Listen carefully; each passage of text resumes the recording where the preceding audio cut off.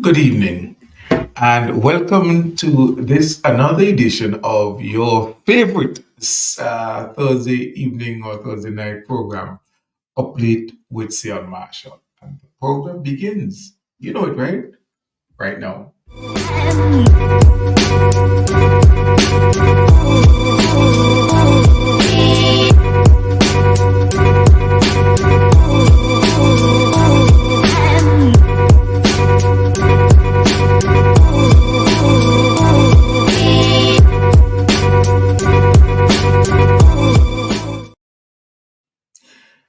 And again, good evening.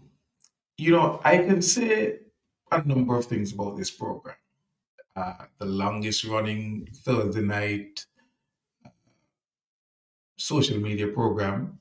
I could say the only, but it probably wouldn't be because I know I've seen other programs emerge since the relaunch of Uplate back in March, but we are coming close to, let's see, April, May, June, July, August, September, October. So it's almost 7 months now since we've been back up and running, and I don't think there's another program in St. Vincent and the Grenadines like this that has been going for 7 months now. A radio program being carried live on Facebook and so on. That's different. This is a program in the format of a podcast that has been going since March of this year, since its relaunch, started back in 2018. And the idea is to be consistent. Now, you know that since the relaunch of this program, we've also added another program to the what was it? To the network? Okay, not network, but yes, we've also added another program to the platform. Yes, on Sundays. So now we have two programs running on this platform, one on Thursday night and one on Sunday. I apologize for not being able to bring you the program last Thursday. I had some circumstances beyond my control, but I am happy that I am here tonight to bring you this program. It's 9 o'clock well, just after 9 p.m. in St. Vincent and the Grenadines and the rest of the Eastern Caribbean, but it's after 2 a.m. Friday morning where I am.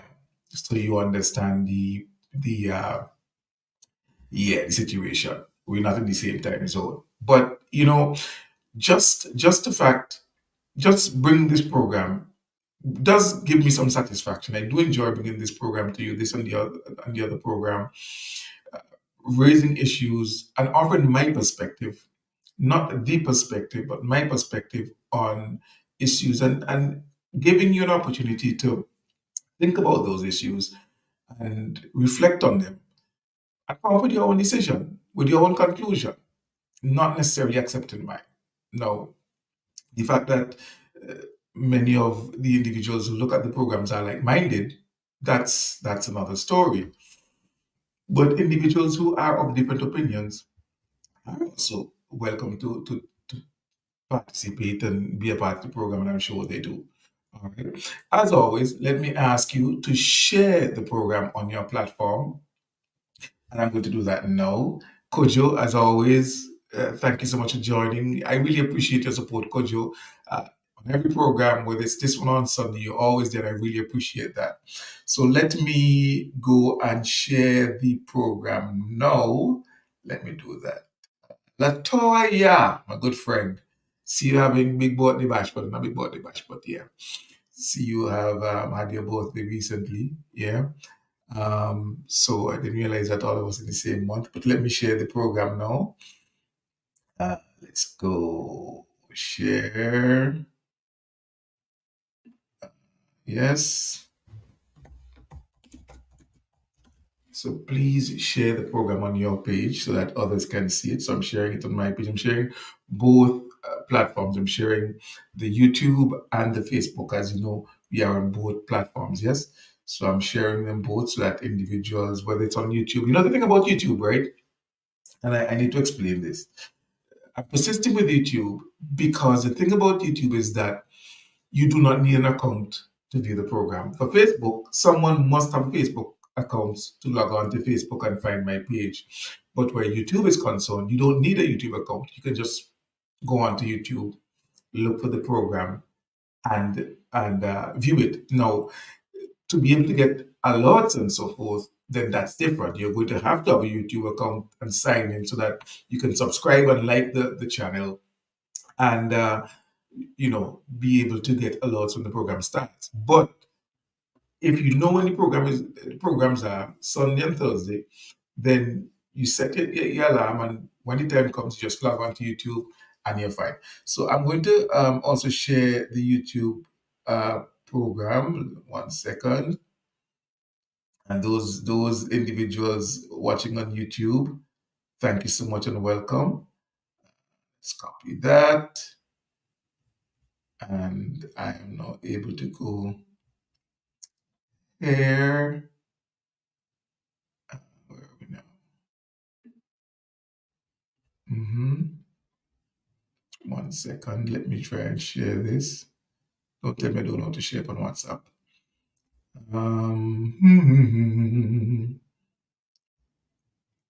I guess I can't share on WhatsApp. Okay, so there goes that. But it's shared. All right. And for those of you who have shared, thank you so much. Let me make sure that, yeah, oh, that looks good on YouTube. It looks good on Facebook. So we're up and running and we can now begin. Yeah. All right. Now, I don't know what the weather is like in your neck of the woods. I trust that the weather is in Vicinity where it is good. In the city where I'm at least my part of the city, today it rained cats and dogs. Now, not the kinds that have been eaten in Springfield, but fortunately, but it really rained. I'm talking about water up to ankle height, and there was flooding in this part of the city where I'm at. I don't know what the weather was like other parts, but it really rained a lot today. So I don't know what the weather is like in your part of the world, but I'm hoping that you're having good weather. Now we're getting into December period, or the well, it's supposed to be uh, autumn, is it?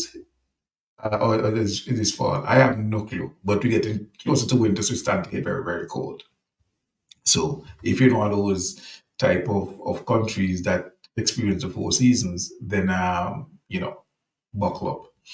All right. Now, a number of things happened in St. Vincent and Grenadines this week, but I want to start with something that is of concern. It's constant concerns, and the challenge I have is that it takes events for the conversation to be heightened.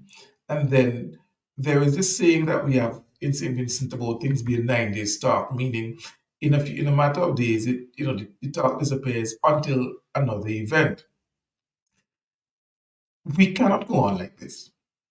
Now, I saw images online of what appears to be a multi-vehicular crash in Stony Grounds. It appears to be in the JC's building. And the vehicles involved were public transport vehicles, minibuses. Now, for many, many years, there has been a constant cry and constant complaints about the way minibuses are being driven on the roads. And this is evident by anyone who uses the road as a pedestrian, as a passenger, as a motorist. You see the inconsiderate attitude and very often the reckless nature of the driving of minibus operators. Years ago, I believe it was about 2009 or 2010 Christmas, maybe 2010. No, 2009. 2009. I can't remember which Christmas it was, but there was a tragic accident in Argyle. And I remember this because a young man from Spring, whose mother I got to know eventually, lost his life. And there was significant discussion and conversation about how do we make our roads safer for pedestrians, motorists, and passengers. And from time to time, other accidents would occur. Now, accidents with private motor vehicles are one thing. You can have a motorcyclist driving in a manner that is reckless. That motorcyclist loses control, gets into an accident, and sometimes it's tragic. Drivers of private vehicles also engage in reckless driving, and these result in accidents. And sometimes they are tragic. Sometimes the driver of the motor vehicle dies. Sometimes passengers in the motor vehicle dies. Sometimes the driver gets off unscathed. Those are other dimensions to the situation. But one of the reasons why I believe the minibus situation garners and attracts such significant discussion is because very often multiple individuals' lives are at risk because it's a public transport. So imagine a minibus traveling with 18 passengers. And we have seen in many, many instances where these minibuses are overcrowded. 20, 22 passengers. Police would stop and have to ask passengers to get off because there are more passengers in the minibus than the minibus is licensed and insured to carry. And so those pose problems. Now, let me just, in the middle of my flow, I glanced over and I see some people saying hi. Netflix, Ansel, and my great nephew, Maxwell.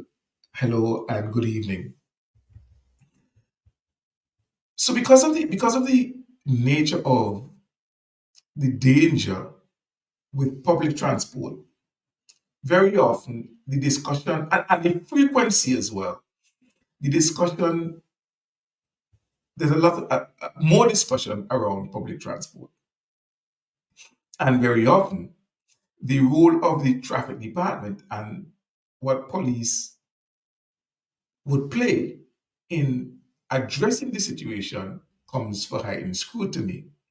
Now, let me say this that the issue of reckless driving and vehicular accidents and deaths aren't something that is unique to St. Vincent and the Grenadines. What we can look at and compare is how other jurisdictions deal with those issues. Now, I remember one time Richard was saying to me that in Guyana, they made it that vehicular manslaughter or vehicular homicide was punishable by life imprisonment or something to that effect.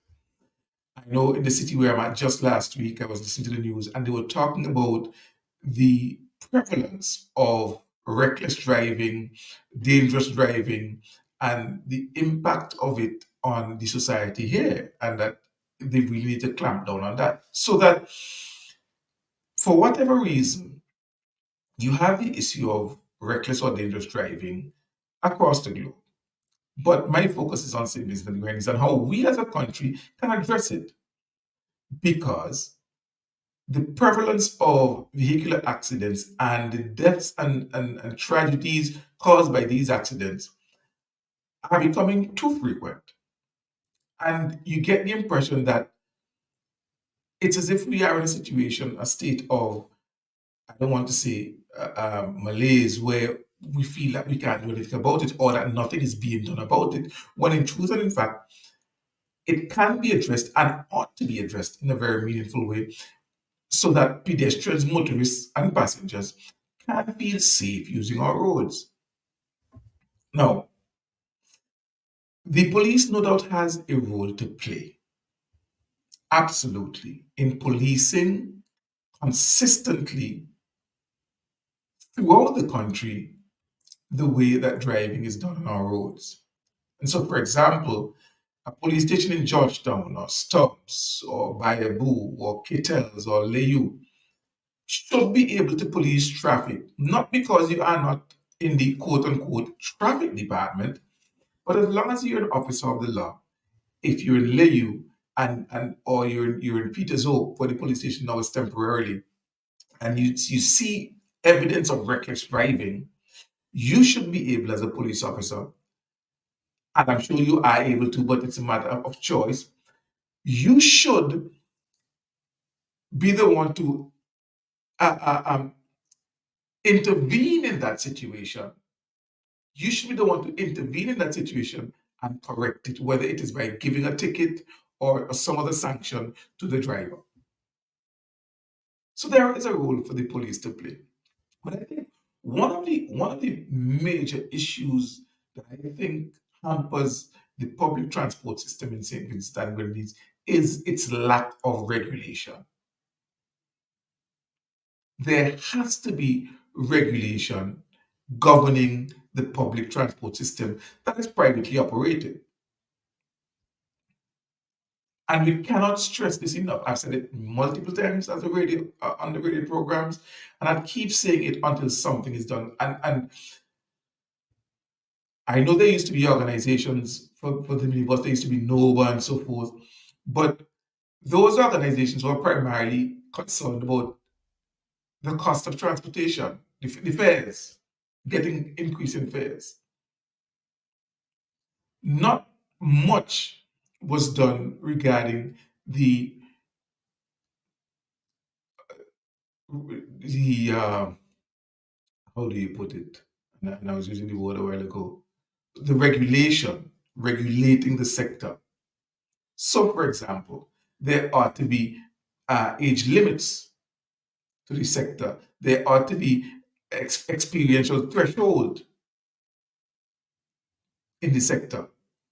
And these things must be implemented across the board. So, for example, it can be that to drive a public transport, I mean, in every other area, you have regulations. You, as a teacher, you enter, you teach, you have to have certain qualifications to get certain, whether it's teacher one or teacher two or teacher three, there are qualifications.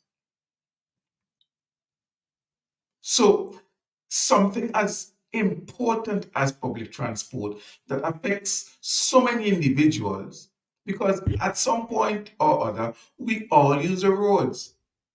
And so, the regulation is important. As for an introduction, we can make the point that could just making a point in 10 years. Wow. We can say, for example, as a starting point, anyone who wants to be driving a minibus must be at least 25 years old as a threshold and must have at least 5 years driving experience. And there must be something regarding their driving record as well. So, those three elements: an age limit, experience, driving record. That way, we would be able to ensure that we have good individuals, qualified individuals who are in charge of these vehicles on our roads on a daily basis. Now, hey, good evening and welcome. Thank you so much. Now, I remember years ago when I was going for my license, Bilinji at the time, I think he was a sergeant, Bilinji from Mount Connery or somewhere up there, still see him every now and again, retired. One of the, I mean, his name is still being mentioned by many, many individuals. When I sat in the car with him, he gave a little pep talk. And one of the things he said is what said to me was that it is as dangerous. I can't really the way he phrased it, but something to the effect that, listen, driving a vehicle could be as dangerous as a loaded gun. And he's correct, because if you check it out, you may well find that vehicular accidents account for as many deaths as gun violence. Well, maybe not in recent time, because on another issue, we become quite prone to those type of activities, and that is also something that needs to be addressed. Yes, but the responsibility of a driver for a vehicle that he has in control is so great, because you're not only responsible for the individuals in the vehicle, but you're also responsible for individuals who are pedestrians and other motorists as well. A collision can be with a pedestrian who can be hurt or killed. A collision can be with another motor vehicle and thus injuring occupants of both vehicles, or a vehicle can run off the road or collide with a immobile object, a wall or something, and also cause significant damage and death to passengers. So it's a grave responsibility. And it's not until we look at this issue critically and put in place things that are designed to address the challenges that we see, because we see them every day. You have a situation where, look, someone starts to drive, someone starts as a conductor on a vehicle. The first time you see them there on the van as a conductor, sliding door. And within a couple of months, they are either driving that bus or how. I remember a friend of mine, when we talked together, said to me that a lot of them practice and gain experience with people's lives in their hands. You know, years ago, people in North Lee would know Ivo Samuel. And Ivo was one of the older drivers back in the day, Ivo and the people who drove those minibuses and so on. And I remember years ago, as a young driver, I was I was probably in my mid 20s. I gave him a ride. I think maybe from spring or something. We would Chateaubriand. And when I was approaching close to where he was about to, get off, he said to me, "I noticed you. You're handling well. You're driving well. You're breaking down and everything very, very well. That's good. That's good." And that's one of the biggest compliment I ever got as a driver, because here's someone who was clearly experienced, mature, seasoned driver, looking at me as a young driver and commenting and commending me on the way I was driving, using my gears properly and so forth. As you know, North Lee with lots of hills and so on. It was years after driving my own vehicle, because I got my license in 1995, February, and I bought my vehicle in 1996, my first vehicle in 1996. A red Toyota Starlet. I paid $8,500 for it. And I've been driving since that time. But it was years after driving my own vehicle that I then did the exam for a T license, which I now have. I've never done an H license or any other. But I had the experience at the time and went through the process. Someone who is desirous of driving public transport, a minibus that carries 18 passengers or larger, must be required to go through some sort of testing and must have some sort of minimum requirements. Absolute must. And that is one of the ways we are going to be able to curb or address some of the challenges we're having on the road with public transportation. And unfortunately, if the minibus drivers, the minibus operators, the owners aren't interested in coming together and creating a body that can protect their interests, because ultimately, when you take $60,000, $70,000, $80,000, buy a minibus and spend all sorts of money to fancy it up, and you put it in the hands of someone who's reckless, you are endangering your own investment. And I will give you the story again. A friend of mine, the same one who was talking about practicing with people's lives, he said to me, "I will never buy a minibus and give it to anybody to drive."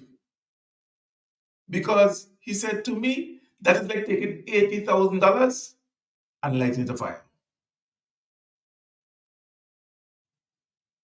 That's the way he saw the way people's investments were treated.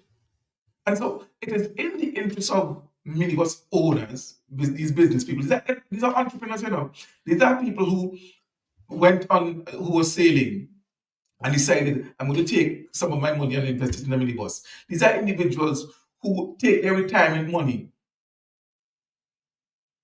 and invest in a minibus. These are individuals who mortgage their properties and invest in a minibus. It's a business. And one of the ways of ensuring that your business is, the interest of your business is by pushing for standardization and regularization of the industry. So, as I said, minimum age requirement. I say 25. Minimum age requirement. Because to me, it requires a certain level of maturity. Minimum requirement, 5 years driving experience. 5 years driving experience. Because this public transport we're talking about, it's a different level of responsibility. This is not a private car or motorcycle. 5 years driving experience. No, I said driving experience, active driving experience. And they must have a clean driving record, or at least no infringement within the last 3 years. So a clean driving record, but no infringement, no ticket, no accidents or what have you within the last 3 years. My suggestion, a start. Other people may have other suggestions, other people may come up with other suggestions, but this is just something I am putting out. We need to ensure that the public transport system is properly regulated so that our road users, passengers, motorists, and pedestrians are able to use our roads in a manner that's safe and they can feel protected. And the government has a role to play. If the operators aren't going to get together and do it, then the government should. That's my take on that. Of course, with the other aspects of policing, penalties, tough penalties, and so forth, we would be able to see an improvement in the situation regarding road traffic accidents, especially with public transport. Even sometimes when private vehicles get in accidents, too often those are caused by reckless driving of minibuses. But I did also say, I'm not blaming anyone, because I did also say that there are accidents involving private vehicles as well. But I can assure you the frequency is not as great as with public transport. And so something has to be done to protect our road users from this situation that is becoming too prevalent and is a source of serious danger to road users in our country. So that's my take on that. And again, let me see. Good night, Gemma. Good night, Cindy. I see. Oh, somebody, Toya says, stiffer penalties. I agree with you, Toya. Absolutely. Cindy, thank you so much. She says, Van Driver and Vinci don't care about people's lives. They do. They must. But the hustle, and that's also something else that I think should be dealt with. If you regularize, and I plan to move off from this because there are two other things I wanted to cover. But if you regularize the transport system, then you don't have the need for the hustle. So, for example, when you go to Trinidad, an example, the best example that I know, Trinidad, there is a bus terminal that buses must enter and exit. And they exit in the same order with which they enter. So that the one bus to the front must be filled, and leave before the next bus gets passengers. So you can go and sit down in the bus number 4 all you want until bus number 1 is filled, it ain't moving. So listen, we see things, we see with other countries do different things, and we tweak them to fit our circumstances. I know years ago there was talk about those type of missions, fact finding missions with minibus drivers and so on, going to see what is happening in different countries. But it just like these things just drop on somebody's desk and that's it. So I think they care, but because of the hustle, trying to get the dollar, trying to beat, oh my word, crazy. It's crazy. But listen, all of that can be addressed properly with some good regulations. Good regulations. Regulate who becomes the. My cousin Tika, I see she's a good night yet, but she drove buses in the States. And the type of training that she had to undergo to drive a bus. You don't just get up one morning and pick up one of, whether it's the London bus, the National Express, the MTA in New York or whatever. You don't just get up and go and drive a public transport like that. No. And so, listen, you know how we love to say we ain't better than nobody, but nobody better than we? Let me use that in this context too. Let us say, like any developed country or developing country, we too can regularize and regulate our public transport system to make sure that it is safe for people. And when we do that, we can also look at things like when buses run, so that by 6 o'clock, buses are off the road and all the windows close up and the dark tint, and in some instances, nefarious activities happening in the bus. Or on Friday evening, a bunch of them park up at Massey with a bunch of school children getting on in some lewd behavior. Once we regulate properly, a lot of these issues will be addressed because we are dealing with who drives the buses, we are dealing with things like routes, we are putting some structure to public transport, and it has to be done. And as I said, if the minibuses aren't willing to organize themselves in an association to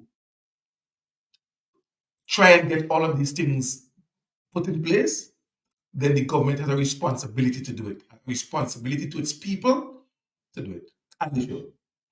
And I remember the other day, Dr. Gonzalez floated the idea that, hey, maybe the government need to buy some buses. Why not?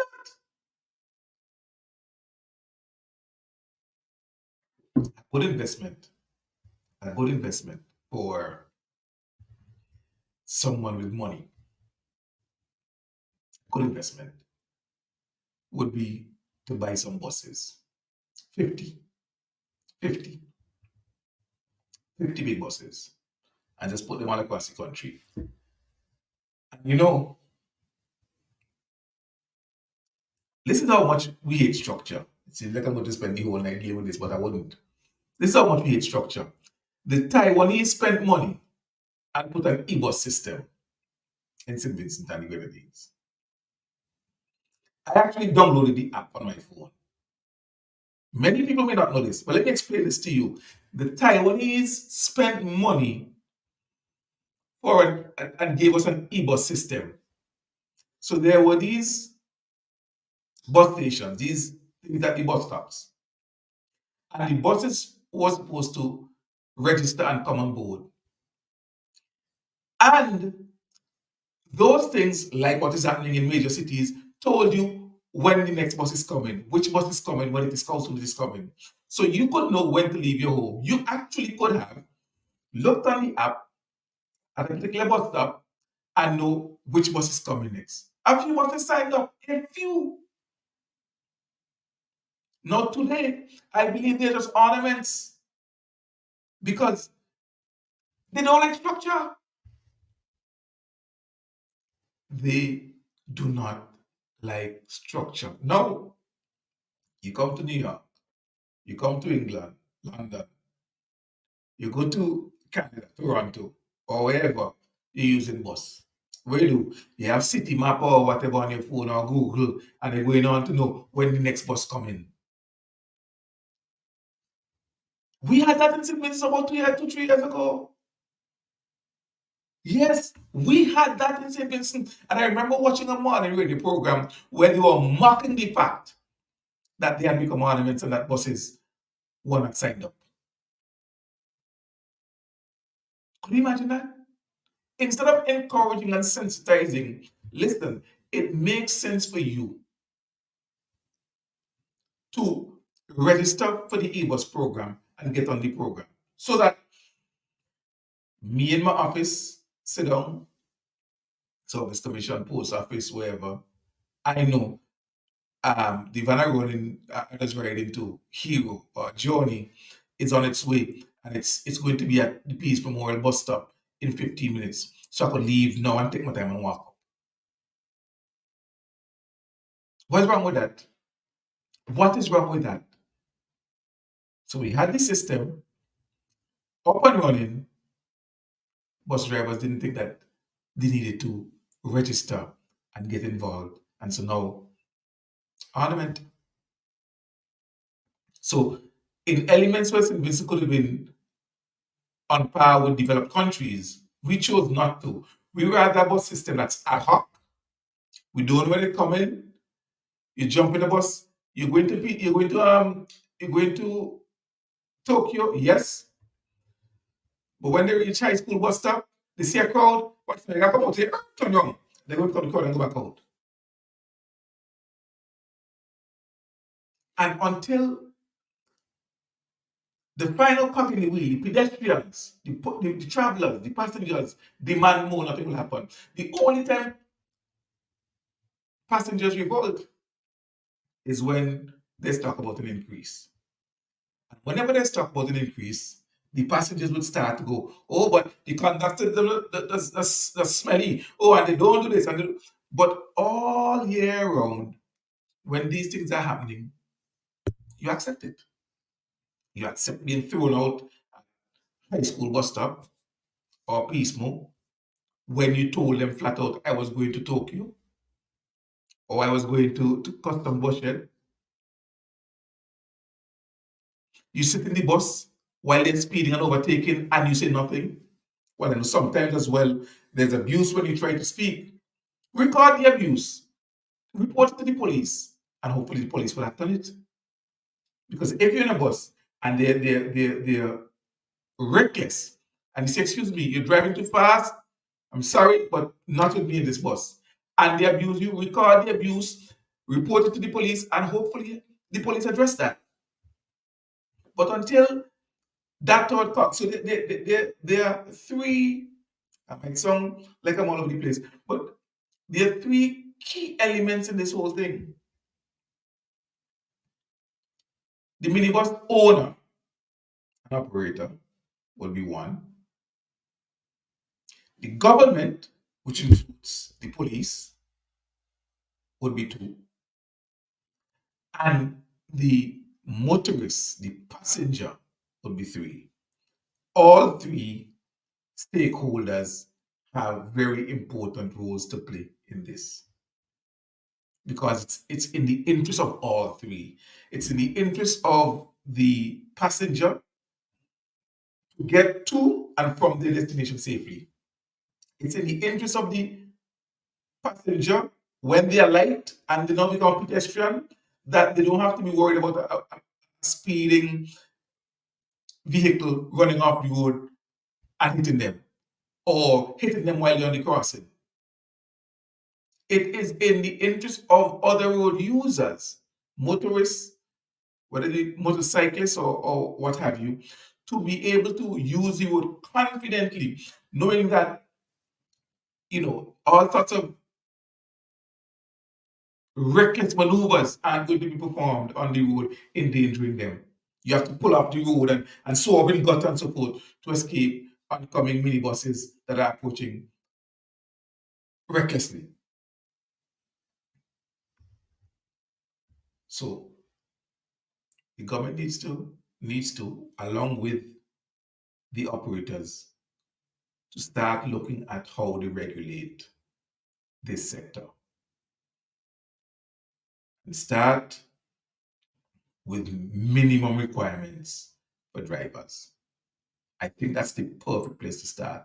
Minimum requirements for drivers, at least 25 years old, 5 years driving experience, and a clean record of 5 years or at least three without any incidents. I think that's the place to start. Once you start there are other things you can put into the mix as you have a consultation with road users, with the operators and so forth. You have consultations and you come to a compromise and formulate the best possible regulations to ensure that our public system that is privately owned is efficient, is effective, and is safe. Okay, now I can move on. Now I can move on and talk about the second issue that I wanted to talk about. In the Bible, the the story of David and Goliath. Very often we hear about the story of the battle. We hear about the story of the battle. We hear about the story of the slingshot and Goliath laughing and so on and so forth. So we hear that story. What many may not have heard of, the part of the story that many may not have heard, is what happened when they returned. See, when the victorious Israelite army, Israelite, not the moderate, Israelite. When the victorious Israelite army returned, there was celebration. People came out celebrating. Saul has killed thousands, but David killed 10,000. And there was a real champion celebration welcoming the army and David, especially, back to the camp. Well, last week, arriving on an American airline flight, I believe, was a champion, not of similar claim because there was no war, but someone who had represented St. Vincent and the Grenadines at the highest level of athletics and had done herself and her country proud. And she returned to St. Vincent and the Grenadines and received a welcome fitting of the champion athlete that she is. Now, I use the word champion not to suggest that she is an Olympic champion, but she is our champion because she went out and championed the name of St. Vincent and Grenadines in the field of athletics. And she got further than any other Vincentian ever. And from what was said, possibly any other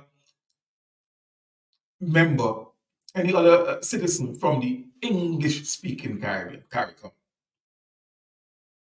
Amy, good evening. Thank you so much for joining.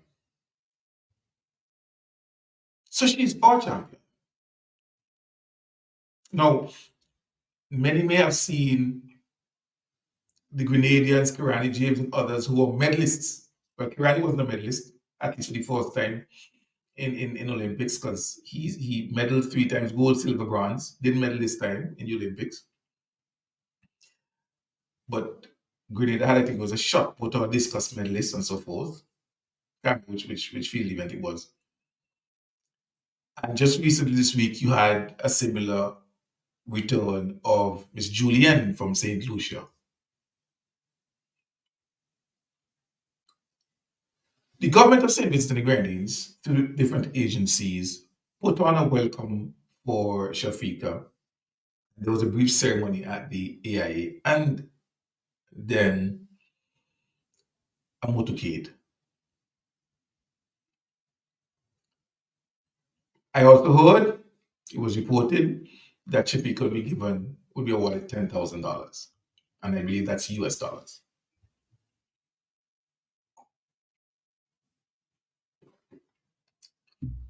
Now, keep in mind, like I said, this is not because she won the race or she even medaled, but because Vincentians are happy and proud of the way she represented. And I agree with that. And so ordinary Vincentians came out to show their love. In the same way, ordinary Vincentians went to Heritage Square and flocked Heritage Square to see her participate in that 800-meter event. And their expression of love has continued up until now when she returned home.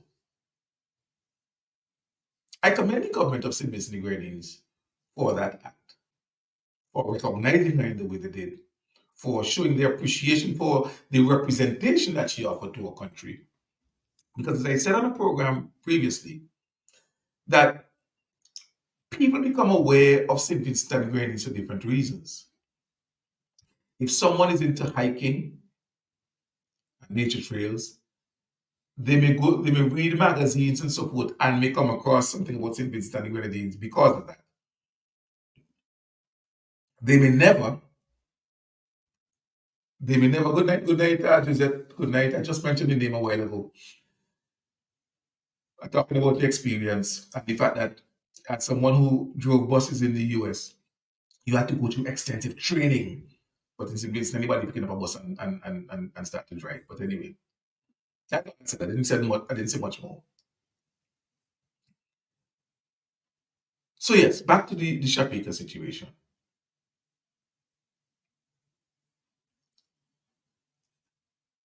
If you are interested, if you're a DJ and you play in clubs, you may never know that St. Vincent and the Grenadines was the smallest island ever to be on the Security Council. You may never know that we were president of ECOSOC.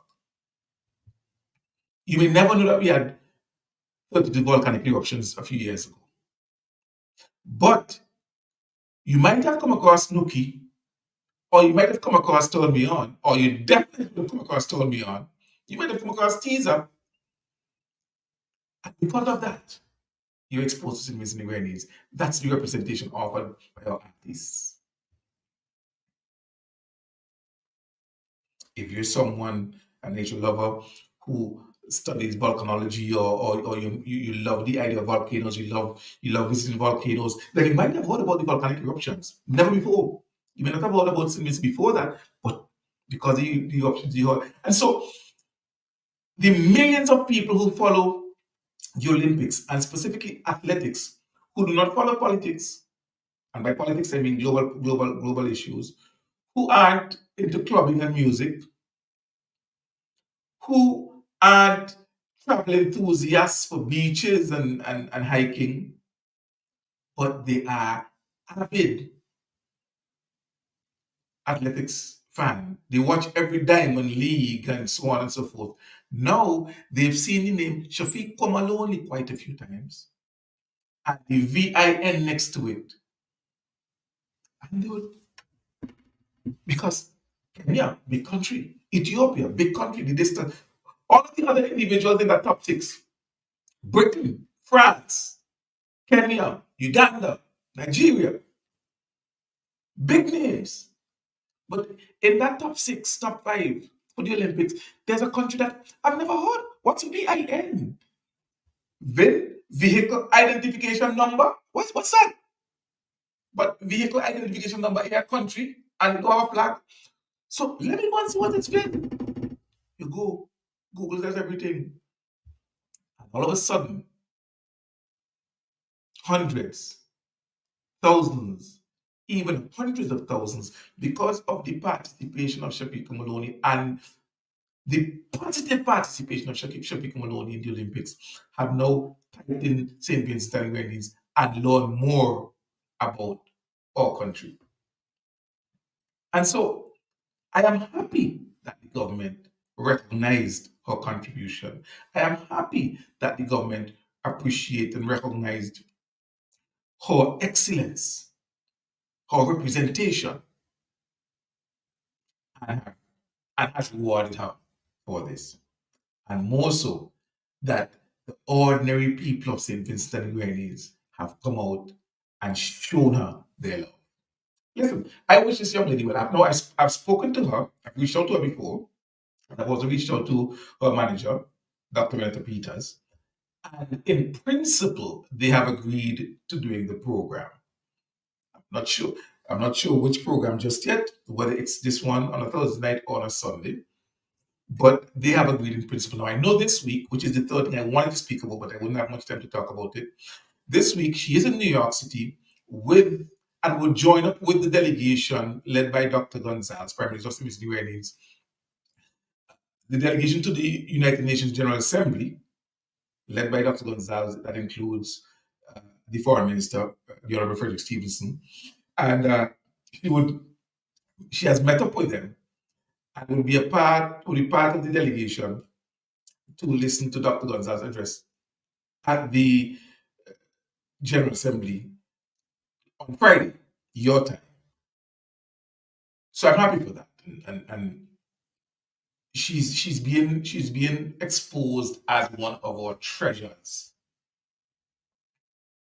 Now the GA started early this week and would close well this week, the high level week as it's called, would close I think Saturday. Final speeches on Saturday. Um, and so I don't know what other activities the Prime Minister and the delegation has planned for the weekend. I know normally there will be a town hall and so forth, but I haven't seen anything about the town hall in New York, so I'm not sure what the plans are. But at least I know that Shafiqua Maloney is well and truly a part of the plans. She has journeyed, has met up with them, would be a part, will be taking part in that session tomorrow, Friday, at the UNGA. So look, we started this evening with a vexing issue of road safety, and I spoke. I spoke, and I don't know if who would hear me, you know, and I'm not suggesting that somehow the ideas presented tonight are the only possible ideas, but there are suggestions that can be tweaked. If you know, um, can be tweaked, added, subtracted, whatever. Just that I gave a starting point, some ideas,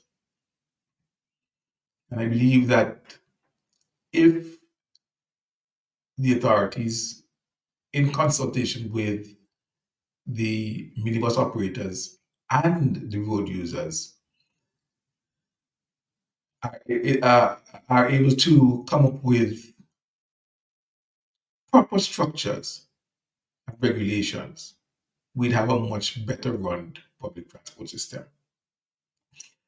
And on the issue of Shafiqua, I saw that she'll be competing next year in St. Vincent and the Grenadines to inspire individuals.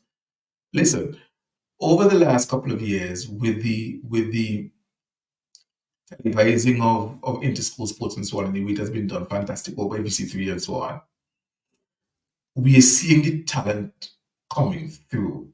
And no doubt the stadium at Diamond, the Sir Vincent Beach Athletic Stadium at Diamond,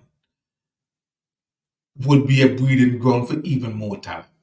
We see individuals, larger contingents going off to things like Carifta. That would continue. We see the excellence of our students from Barley and grammar school. We saw what's his name, Kino, I think is his name from grammar school, and all the others, we continue to wish them well. And no doubt, as Shafiqua is able to be held up. No, no, listen, there. Listen. And no disrespect to Shafiqua, but I had to say this, eh? Years ago, see, you may not know this, but since Mr. is as a world champion, you may not know this. But Edward Coombs, from my tongue of Shatabilly, a Shatta boy, you see him on Facebook as Easy E. But Easy E was a brilliant athlete, Sometimes when I was living in New York, man put on a little weight and so on. But make no mistake about it, Edward Coombs was a brilliant 400-meter runner, world junior champion. Edward Coombs. Not character champion.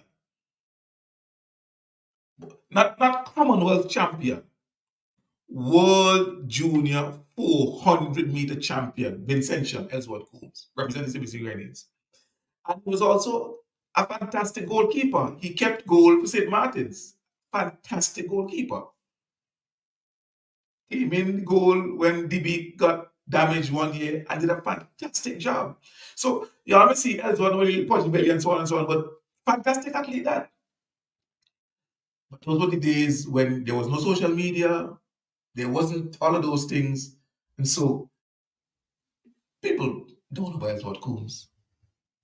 And there are other athletes, Thomas Dixon, a former a classmate of mine, Khalil Kato. I mean, many athletes who did their thing and had athletic scholarship and so forth.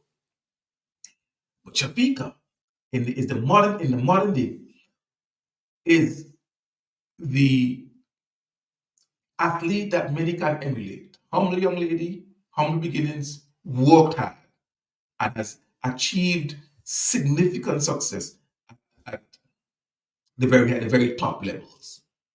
And success doesn't have to be winning a gold medal. But I'm sure as she continues to work hard, she'll get even better. So young people at home and even in the region can look to Shafiqua and see somebody who was emulating, understanding that if they work hard and remain dedicated, they can achieve levels of success. To a manager, listen, get some Shafiqua t-shirts. I don't know what sponsorship she may or may not have, but get some Shafiqua t-shirts that people can buy. For independence, let me support Shafiqua. Get some Shafiqua t-shirts organized, Vinci Olympian, whatever you want to put on top of it. Get them and sell so that you can have some sort of funding being accumulated for Shafiqua as she continues her journey and continues pursuing different competitions to get more practice and more exposure. And I wish her all the very best. And with that, my good friends, my very committed and dedicated viewers to this program, Update with Sion Marshall, we've come to the end of another program. I want to thank you so much for joining and for your very active participation tonight. Phyllis Baines, she says good night. And if Phyllis just joining, but Phyllis is joining very late. This is not Sunday second, that's 2 hours, and this is up late, that's 1 hour. So I don't know if you're just joining, but if you are, thank you so much for joining. So until next Thursday, God's willing, when I'm back with you with another program. Sion Marshall saying, have a good Thursday night. Don't forget this Sunday, we're on with another program of Sunday City.